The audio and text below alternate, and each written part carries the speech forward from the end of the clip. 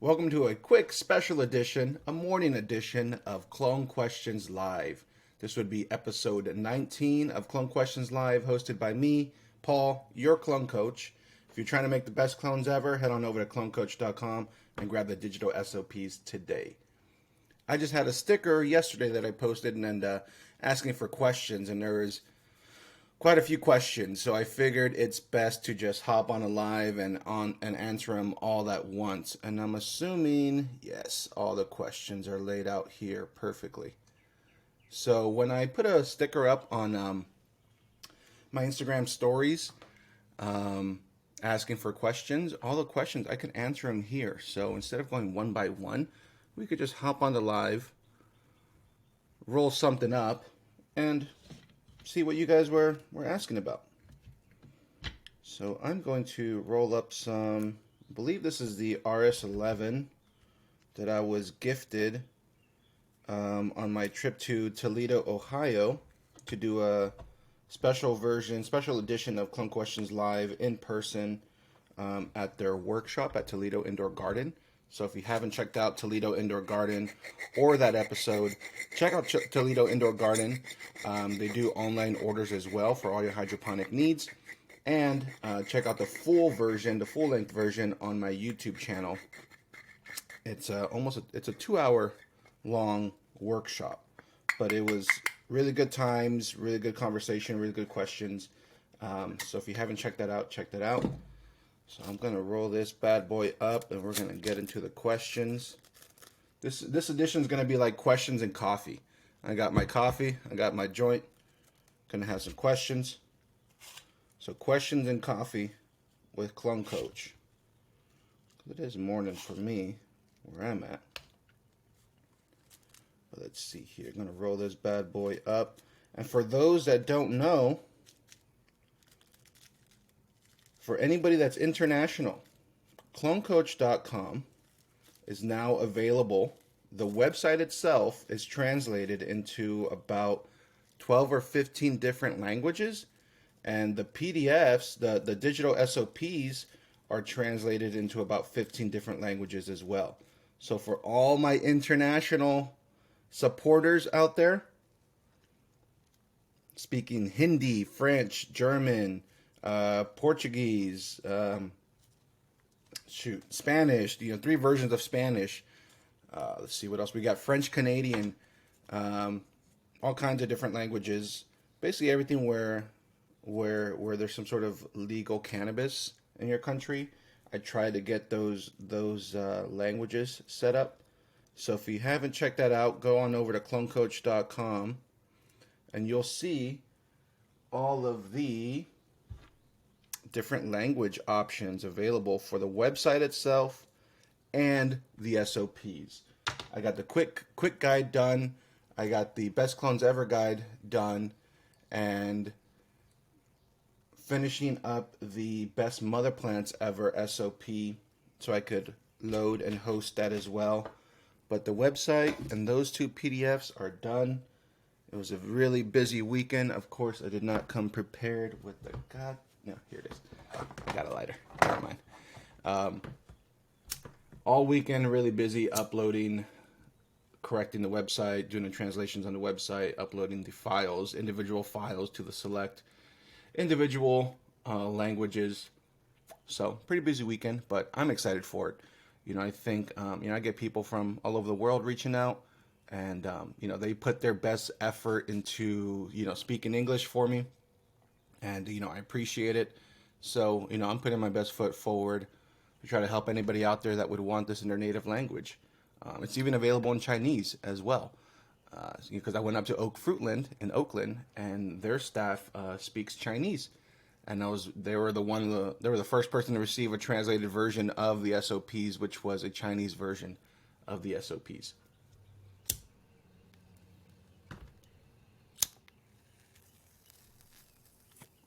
Trying to see if I get that ASMR little sound bit there. We got an additional question here in the chat. Let's see what we got. Grow weight, no hate. Like it. Excuse me. How do you properly dry back in drier climates? Notice some strains get brown and black in the nodes quickly. What kind of a climate are you in? Because if the room that you're rooting in should be acclimated and adjusted anyways, I mean, because I'm in a really, really dry climate down here in the desert, and you know, this is where all the SOPs were based on. But the rooms that I'm growing in are hovering 80 degrees and 65, 70% humidity.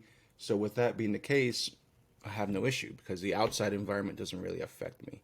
But if you're getting brown nodes quickly, you probably, I'd want to know your parameters, but I'm gonna say you may have too much. If left too humid for the first couple days. Yeah, see, you have too much humidity, even with the dome wipe downs. So if you're having that much humidity build up and you're wiping the domes and burping and you're getting nodes blacking out, you don't have a dry climate. Doesn't sound like you have a dry climate. But if you really want to have all of those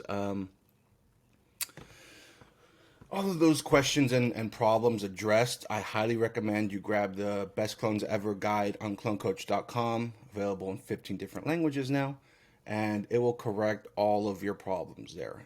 It addresses all of the browning of nodes, the wilting, the excess humidity, the lack of humidity. We get you right in that sweet spot and ensure you get the success that we're both expecting you to get. Bonfire CBD, Costa Rica Spanish. There's 3 versions. There's a Mexican, a Spain, and a Latin America Spanish. So I assume that Latin America Spanish is going to help cover, Costa Rica down into Colombia and stuff like that.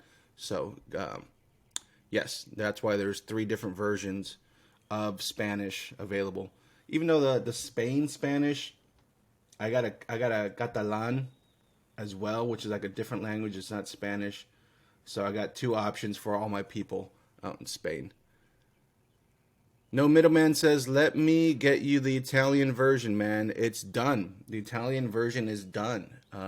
If there's any corrections to be made, please reach back out with all these translations, because obviously I don't know the languages fully enough to make the corrections myself.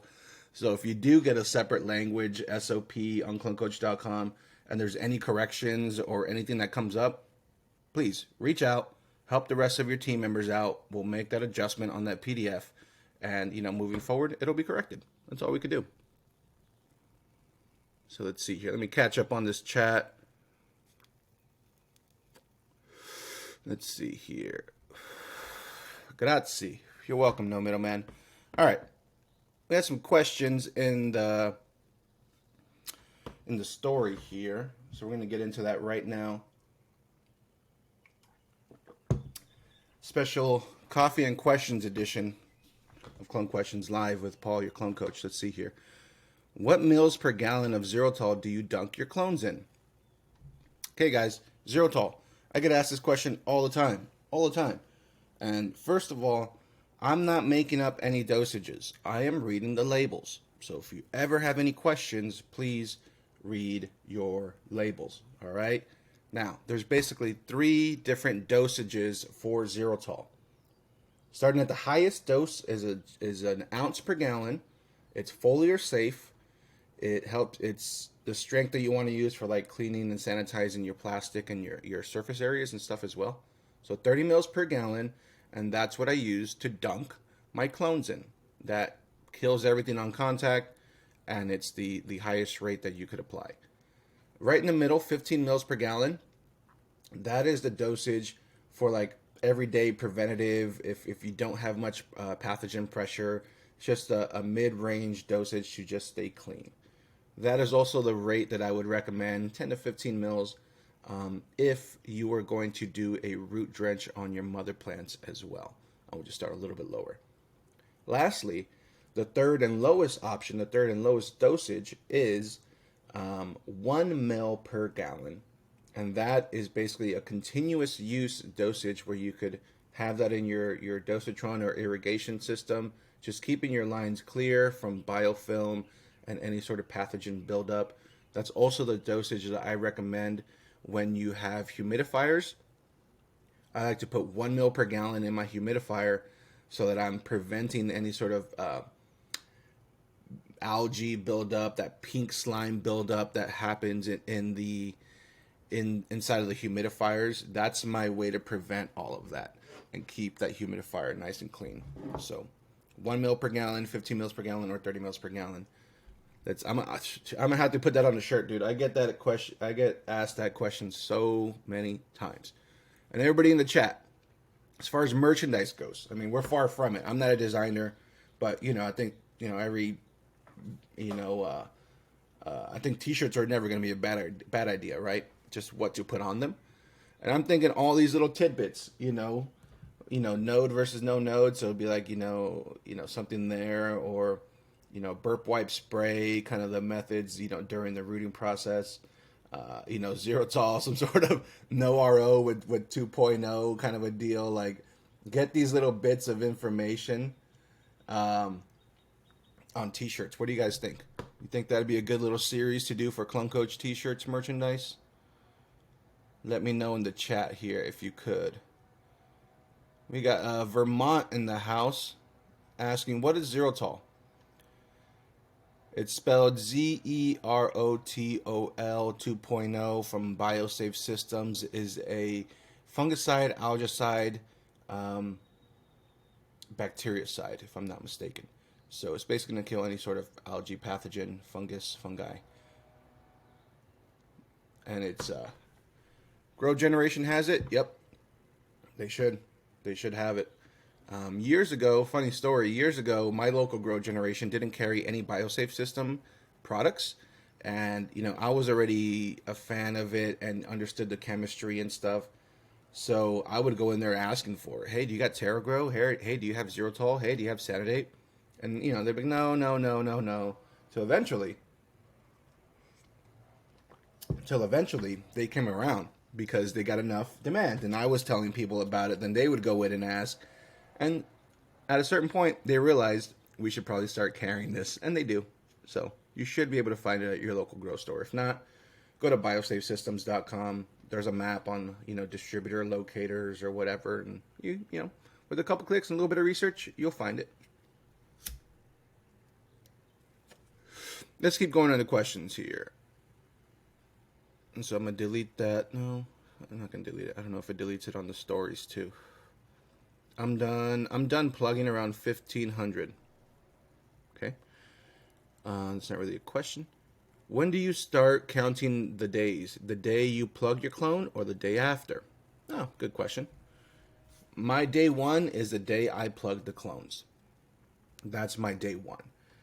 Day 0 is what I would call like prep day, or just the prep. Excuse me. So if I have a lot of production to do the day before, if I can't fit that prep the morning of and continue to cut and plug the same day, I would move that prep to day 0, which is the day before, and I would do all of my prep there so that the morning of day 1, I'm just cutting and plugging and not worrying about anything else. Let's see here. Next question. How do you feel about cloning hollow tops? That's another one. I don't like it. I've done it. I mean, who hasn't done it? If you got to take the top, if you got to cut the clone, usually on the apical growth. But it's not ideal, basically. It's not ideal. So usually, if you're topping and training your mother plants, you don't really have one apical growth that is hollow and have to deal with like that kind of stand out plant starting material. So if you're topping and training like the way I teach in my mother plant SOP, you're going to avoid this problem. So if you're having hollow stems, if you're having hollow tops on your mother plants, I'd suggest you go grab the best mother plants SOP, train your mother plants right to avoid this problem, and you won't have to deal with it anymore.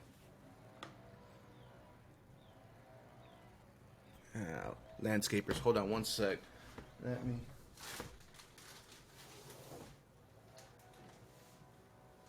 At least close that up a little bit there. All right, let's see here. Next question.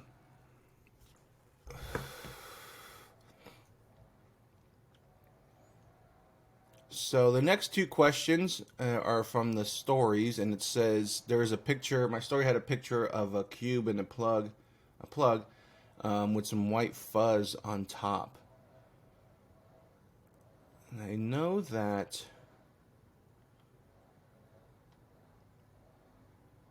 Let's see here. I know that.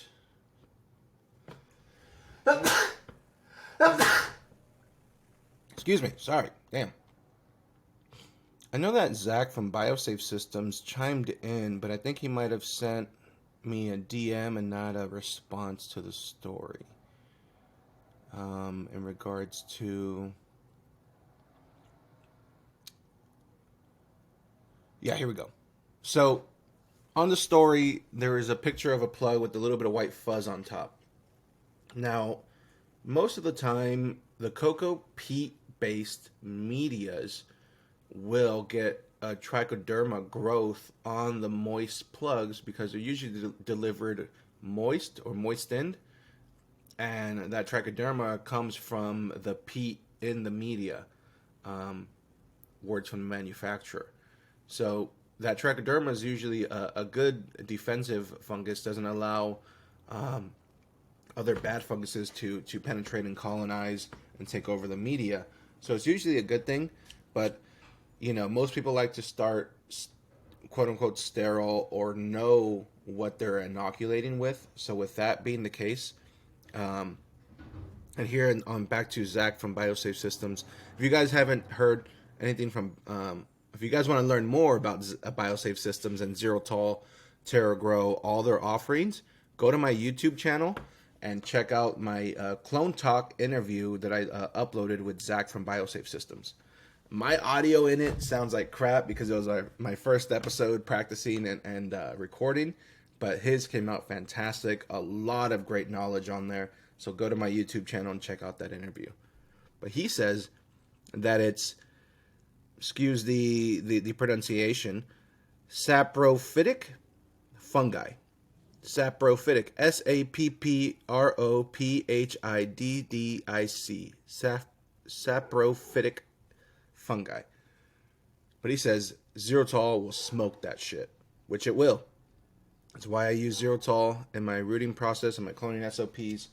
I recommend it to everybody just to kill everything on contact, keep everything clean. Nothing that you don't expect to be there won't be there. But that answers a few questions out of the questions from the story. Here's another question. Do you allow air inside the dome the first 3 days, and how? I'll say yes, I do. Absolutely. I would highly recommend it.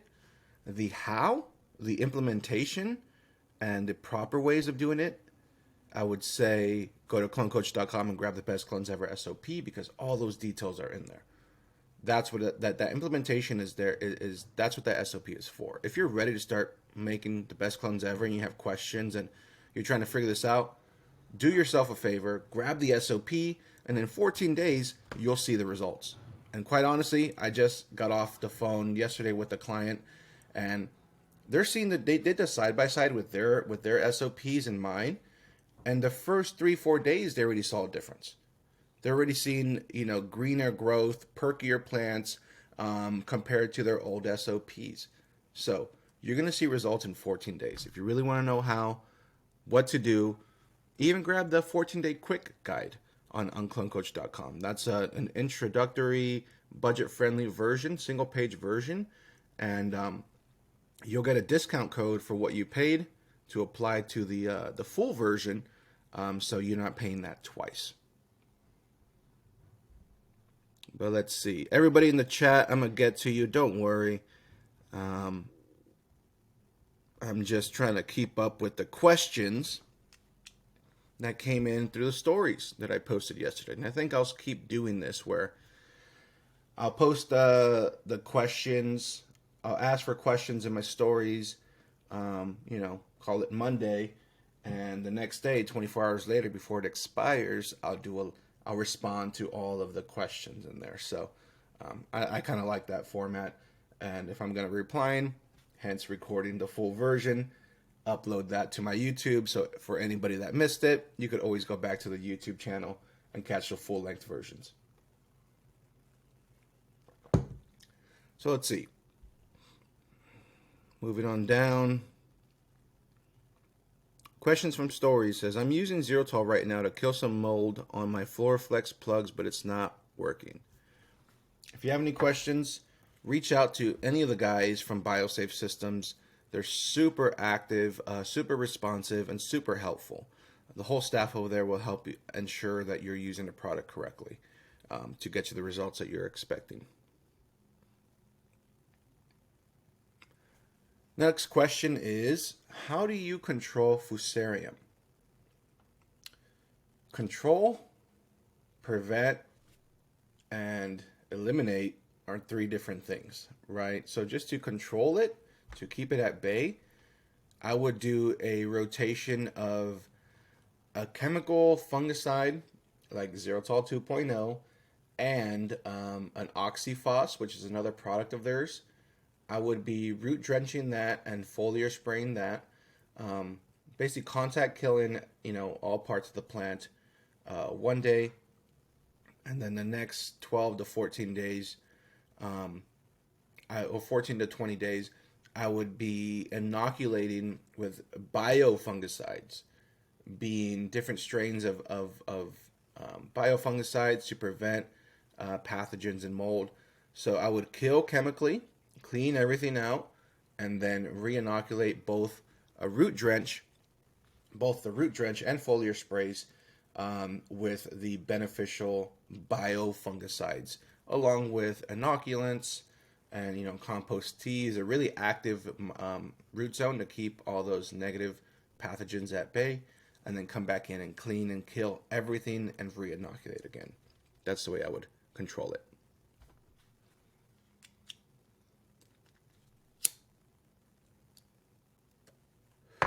Another question says, my cuts don't root in root riots, but root in rock wool.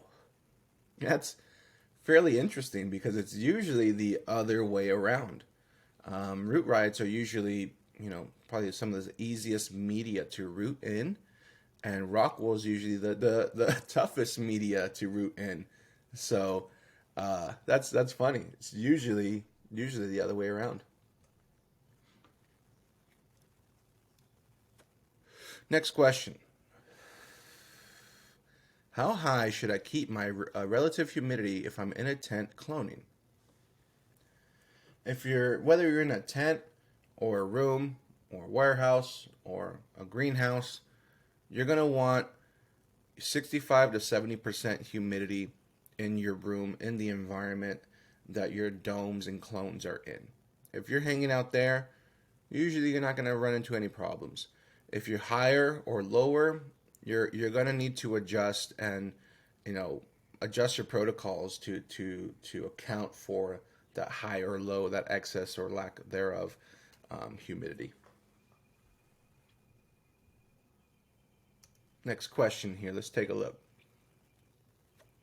A puff per question, huh? Who else out there's puffing? Let me know in the chat.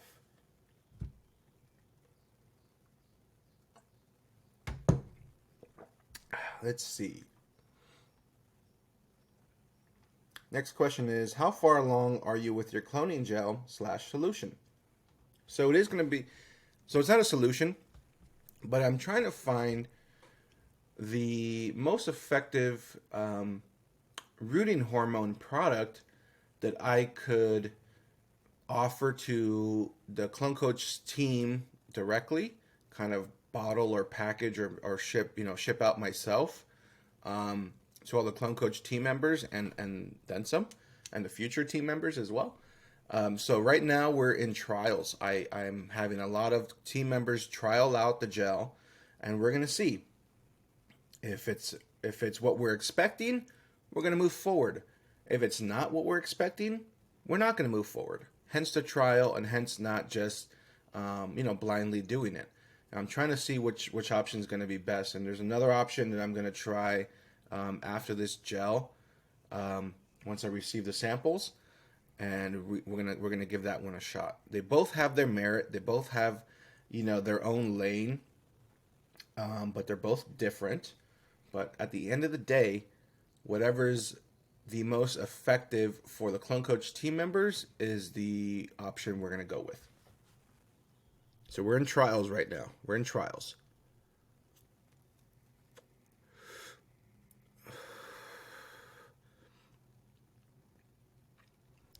Questions from Story says, what's been your hardest strain to root?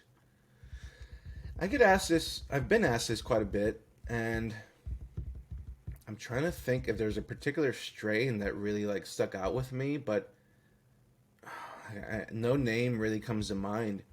I mean, there's only been a handful, like literally a handful throughout my career that that have given me trouble to root, but even out of those, I've done things to improve that success rate and it not really be a factor or a major factor.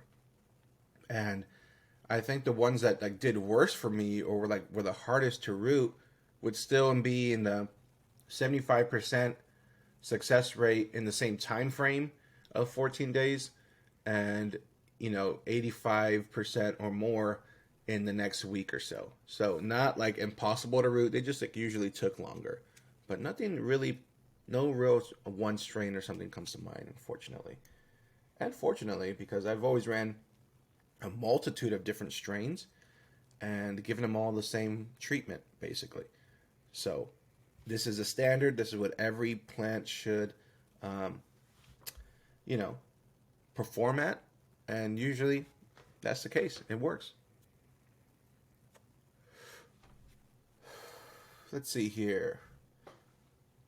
So moving down the questions from the stories here.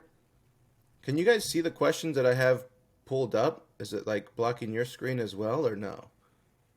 Because I can't see the chat when I have the questions up, just FYI.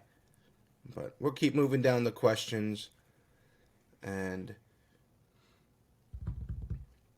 get back to the chat. Next question is, how are you irrigating mother plants versus other veg plants? It's a good question.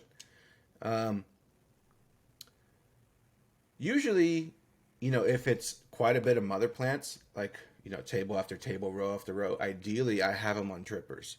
That's ideal, so that I'm not missing any watering on these big full-size plants that are just have, just transpiring a lot of moisture and drinking up a lot of water.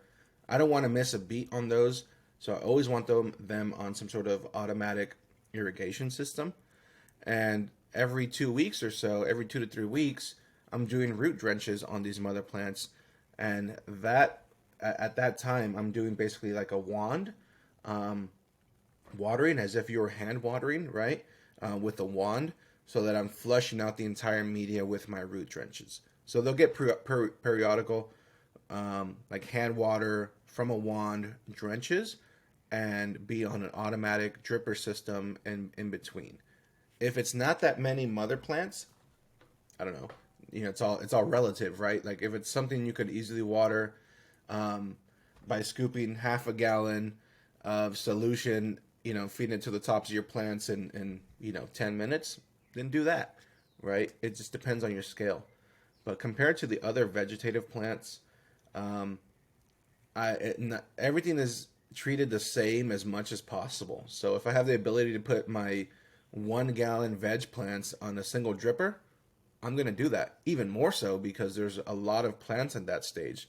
So, it would take you longer to hand water, and you wouldn't get even distribution of watering as well. So the more plants you have, the more automated I would say you'd want to be.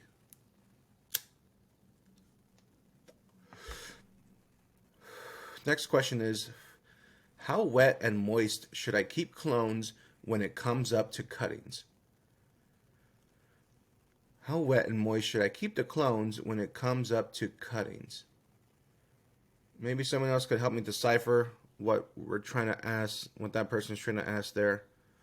I don't think I fully grasp what you're saying there. Next question is, does hydrogen peroxide work as well as xylitol? If not, then why, and what's the difference? It does not, because it's not the same chemistry, right?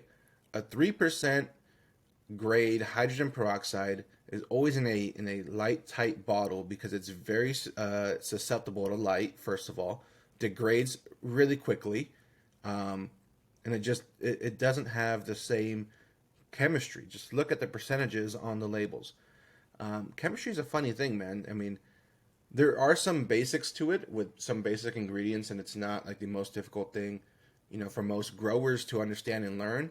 But you do have to respect the manufacturing process of chemicals and strong chemistry to maintain stability and effectiveness when you're going after a commercial scale, kind of application. I would look at it this way. Are you commercial? Is there money on the line?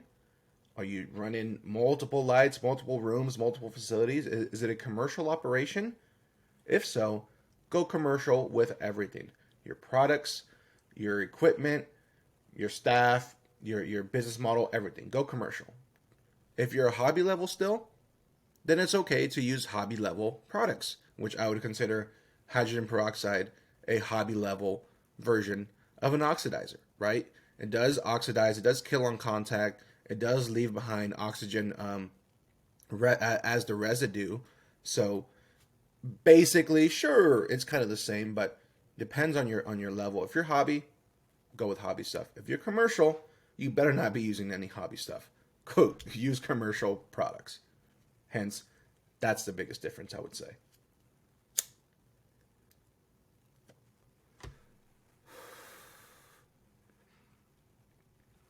Let's see here. Questions from Stories says, how much PPFD and EC for clones? PPFD usually hovers about 150. Clones is going to hover in the mid twos for EC.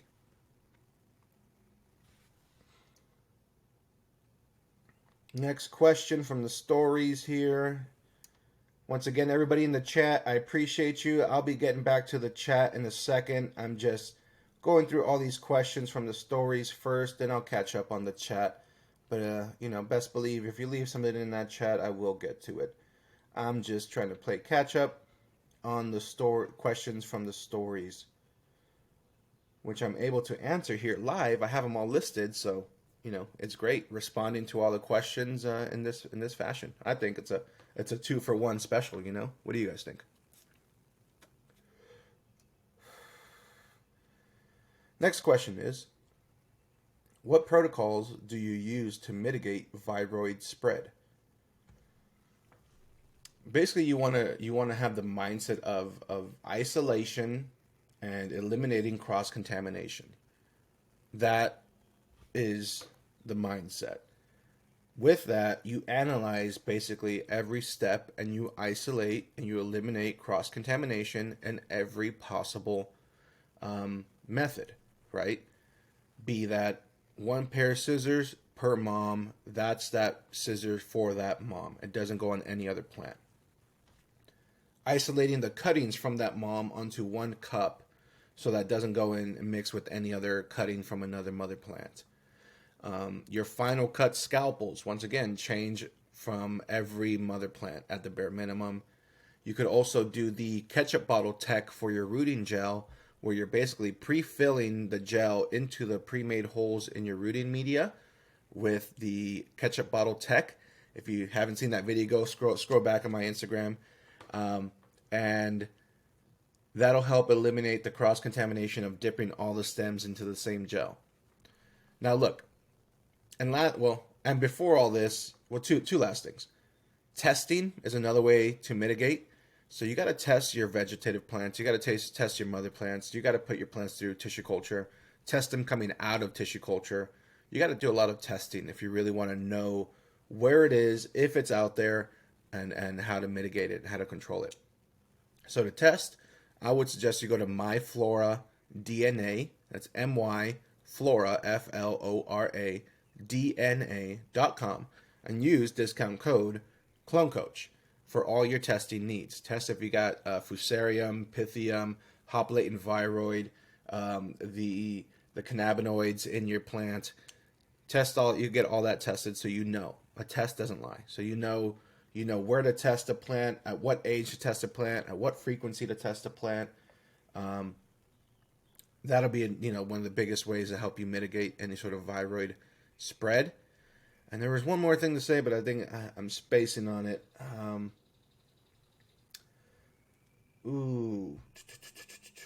The testing, if it comes to me, I'll let you know. Let's see here. Next question, though. But that's a good one. The viroid spread. How to mitigate the cross-contamination and stuff. Oh, lastly,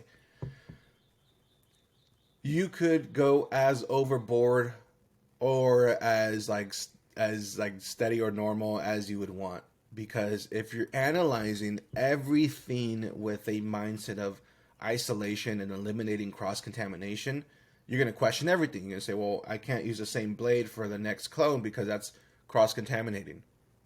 You're not wrong. In theory, you're right. But then you gotta mix it in that pie chart, that ratio of the actual work, the reality of the work for the staff and how well that gets you through your day. So if it's hindering staff and adding too much to your labor, you as the operator gotta find that line where you balance the labor, time, cost with procedures and effectiveness of those procedures to really address the whole solution. So I would look at it as a pie chart, and there's a few moving parts in there. Good question, though, I would say. Let's see here. Next question. What's the difference between carving your clone stems before putting them in the plug versus without? When you say carving your clone stems, I assume you mean scraping the outer layer of your cutting or your stem. And what you're basically doing is removing the outer layers of cells, right? And it depends on your plant material. Those outer layers of cells on a cannabis plant could range from a softwood, a real tender, new growth, all green type of, dexterity or thickness or grit, and it can go all the way up to a semi-hardwood or even a hardwood, right? Like your old stems at the bottom, that's hardwood, right? Those outside layers are really thick, really rigid, and really difficult for anything to penetrate or absorb into the plant cells. But if it's in a softwood, usually the newest growth, it'll penetrate into those cells real easy. So if you have real softwood material, you don't have to scrape. The hormone will absorb through those cell walls. Those cell walls will trigger calluses and strike roots, and you'll be good to go. If you're, for whatever reason, cloning material that's semi-hardwood or hardwood, yeah, you're going to want to ensure you scrape off some layers so that you could allow the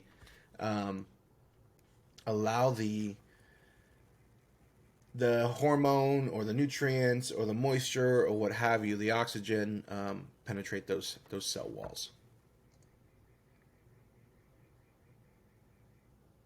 Questions from Stories. Do you also help with where to sell the clones? No. I don't. I have to charge you probably a lot for that one. Next. Is it safe to treat clones that are still rooting with sulfur due to a mite thrip plague? From what you said, there's a plague of mites and thrips. Then that is a priority.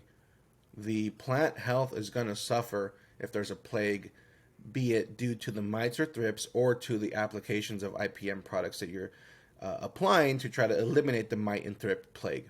So, is it safe? Dude, you're in a plague.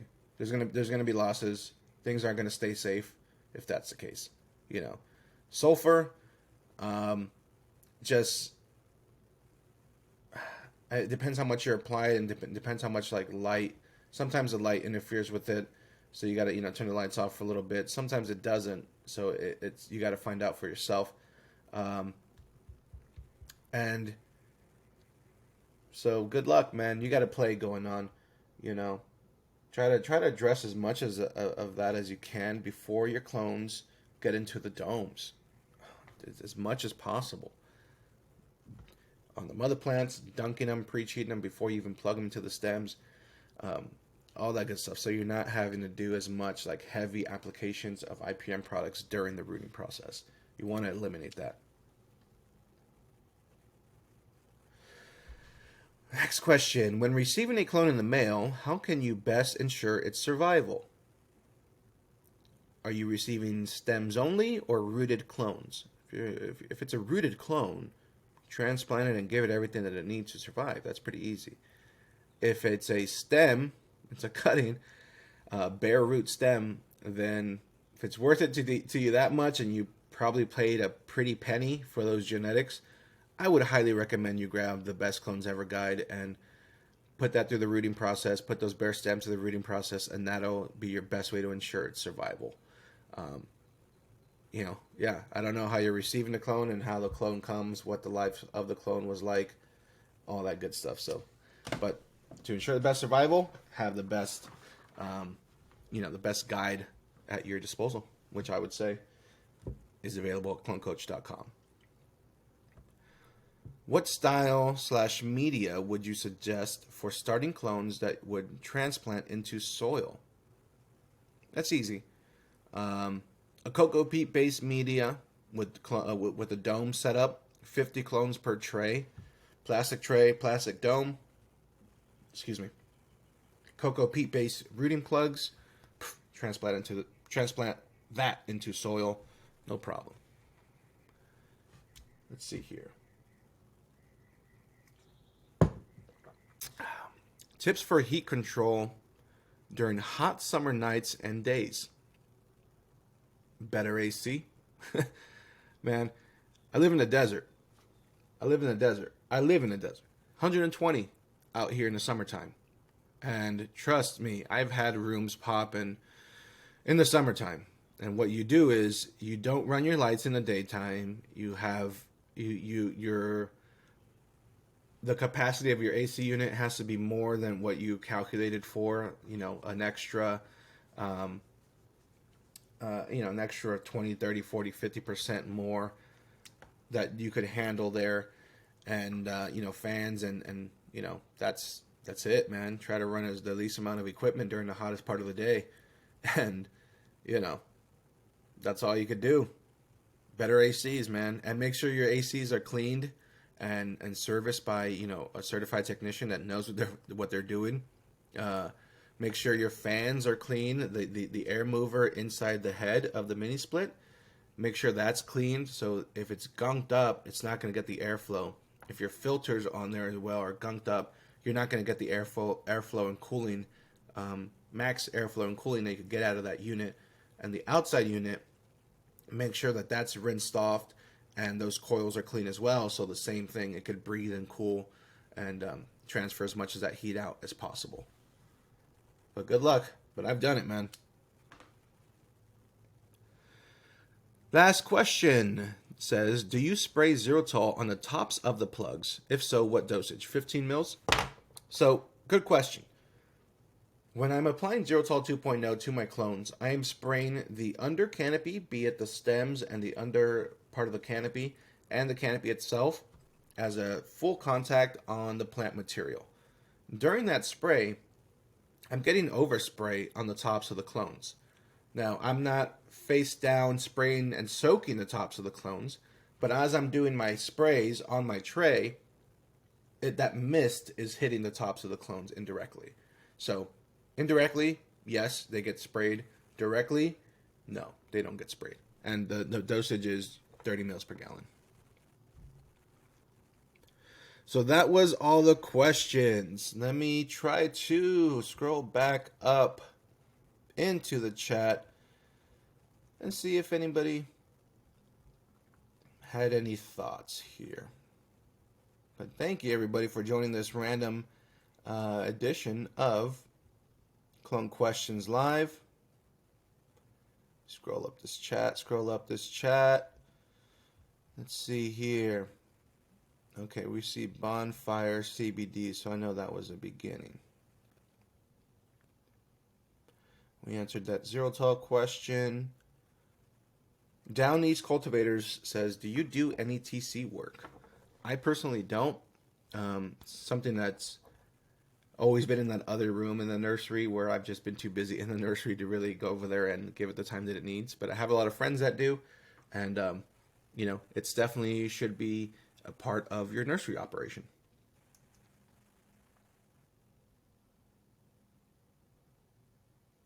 Plymouth Pressure says, what day would you put the 3 to 500 mils in the bottom of the trays if you can't water twice a day? That would be probably day 14 and on. You would only need, you know, get to the point where you have to water twice a day because plants are drying out if they're fully rooted, you know, plants that are essentially back in a vegetative state. That's usually the only time. So be it that could be day 12, day 13, 14, day 17. Whenever your plants are fully rooted and not making it to the next day, staying watered up after full saturation, then that's when you would put the extra water at the bottom. Let's see here.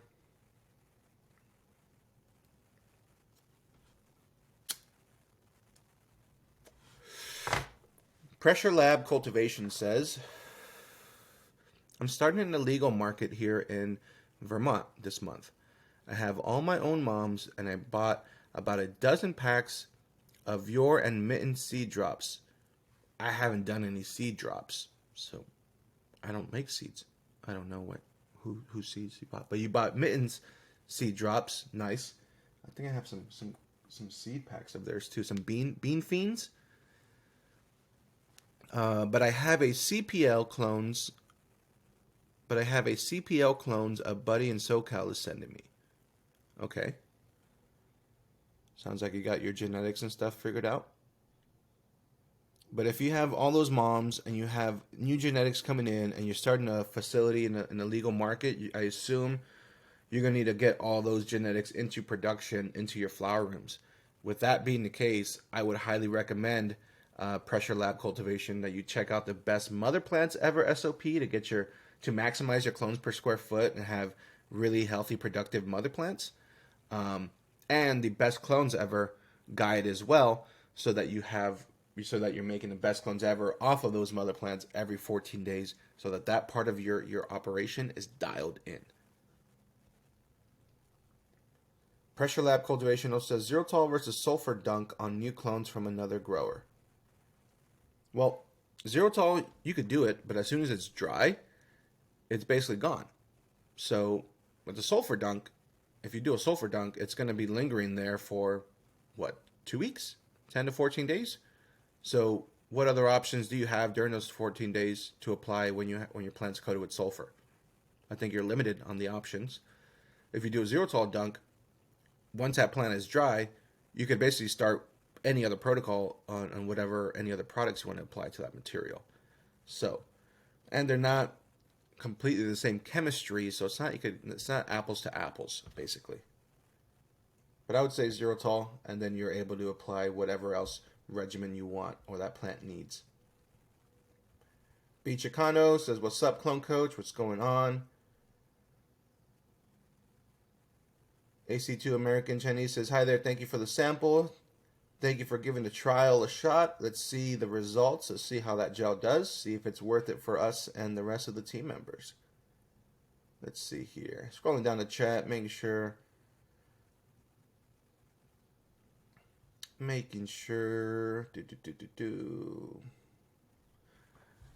Is it IVS dub or LVS dub?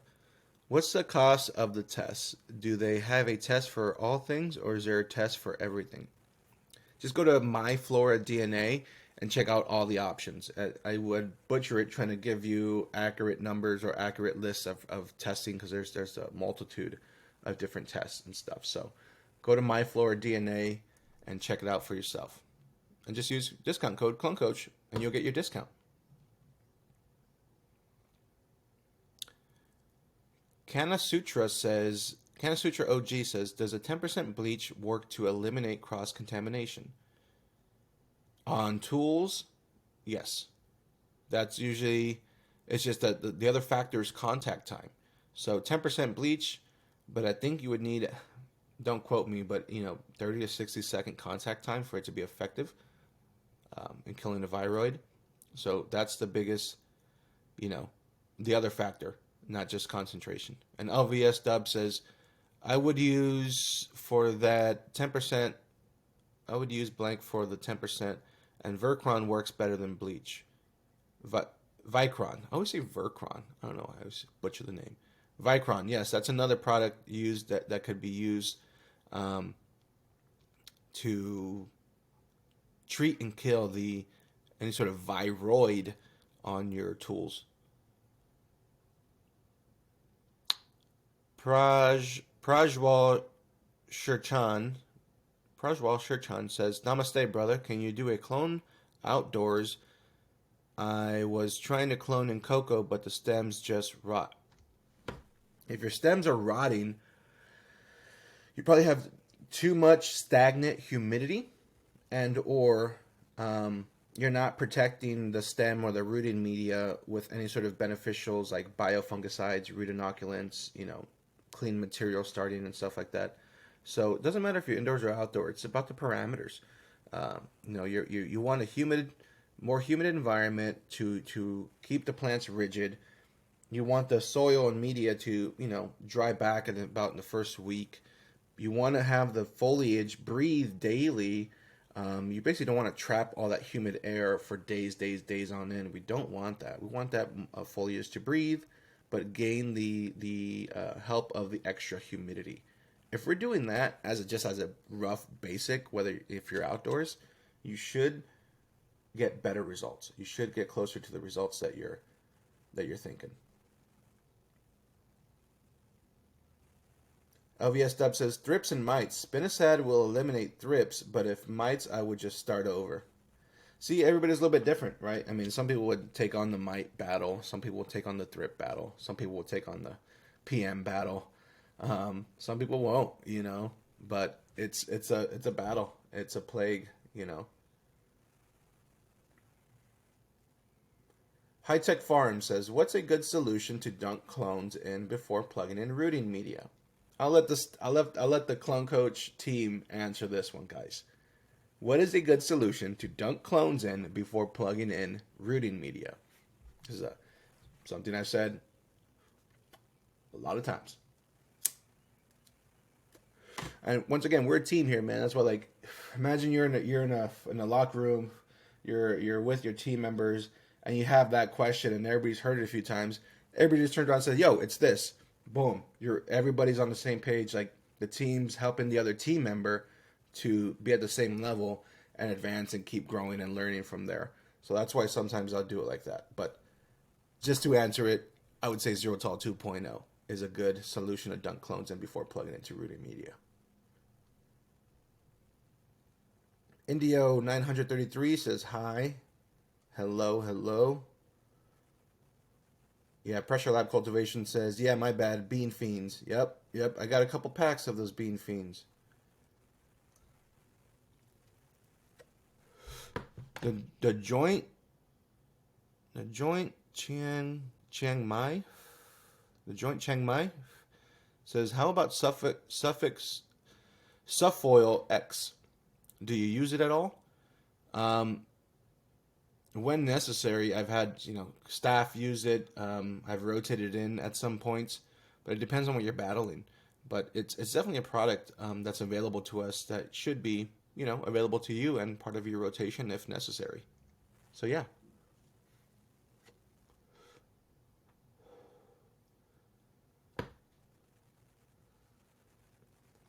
So if there is no good hard initial dry back, will it just slow down the rooting process or stop it altogether? If you're not getting the dry back in a timely fashion, you're just going to slow down the rooting process. You could always increase the rooting process, the speed, by increasing warmth and decreasing humidity to encourage drybacks in the media.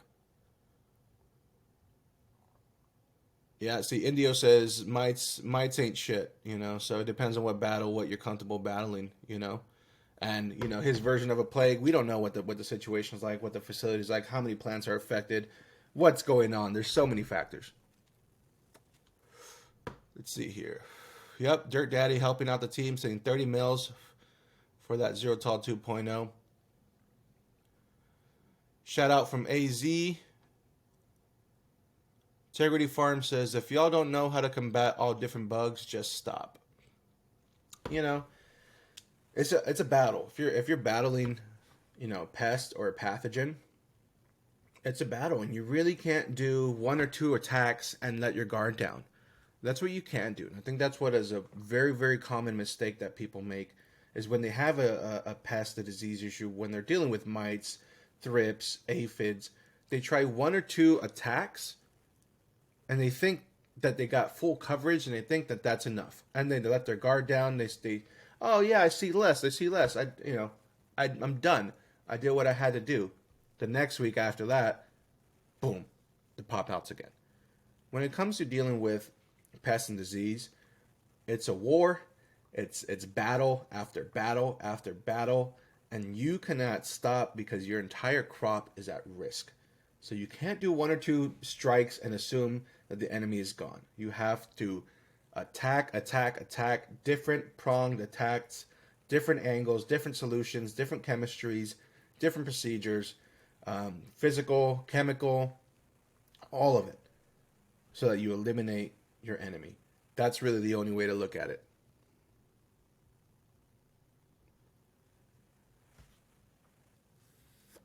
Yeah, you got to stay consistent. No rest for the wicked. That's right, Bonfire. You got to stay consistent with it. You can't let your guard down. Especially if it's like at the point where you're like, oh shit, it's everywhere. We really got a problem now, guys. Like, dude, you gotta. If that's really the case, like, you gotta fucking step it up a notch, dude. Like, big time. Like, every available chemistry to you, read it, understand how they interact with each other, and apply as many possible applications and as many different methods as you can. It's no joke, dude.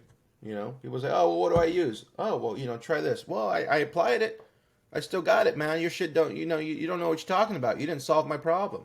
You got a huge problem. You ask for one quick bit of advice. You don't do it correctly or thoroughly, and then you blame the person giving you advice for free. It's a battle, guys. It's a war. It's battle after battle. It's a war. Noise Farms SJ says, hey, you play drums? I do. I got a few other hobbies. Drumming. I love drumming.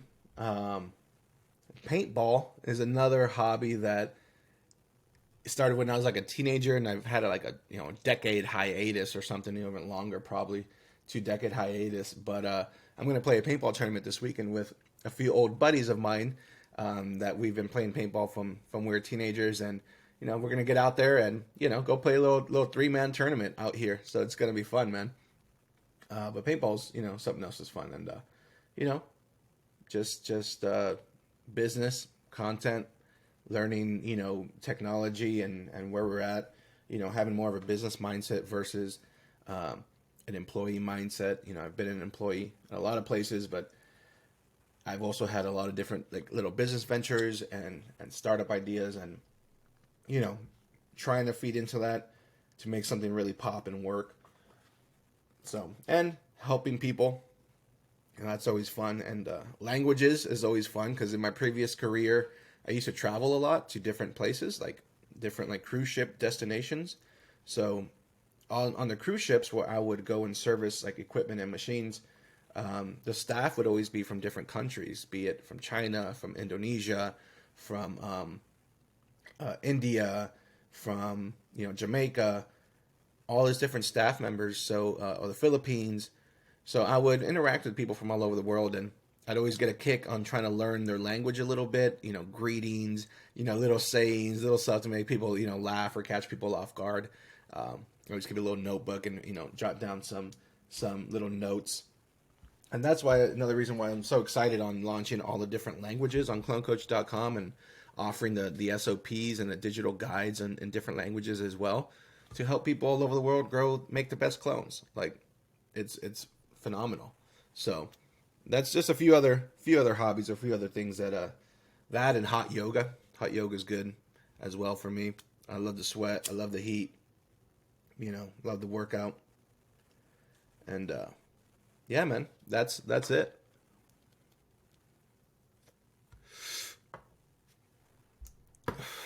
You know, because you know, and fucking cannabis, dude.